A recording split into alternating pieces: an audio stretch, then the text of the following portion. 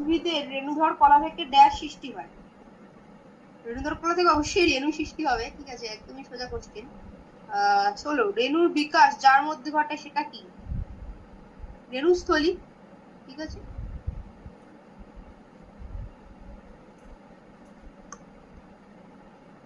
কাতেরো, রাঙা আলু ড্যাশ মুকুল অঙ্গজ বিস্তারে সাহায্য করে?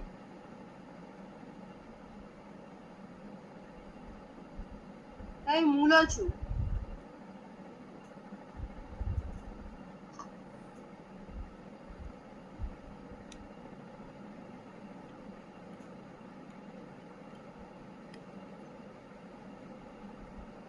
কলাকর্ষণের মাধ্যমে উদ্ভিদের বংশবিস্তার পদ্ধতিকে বলে 19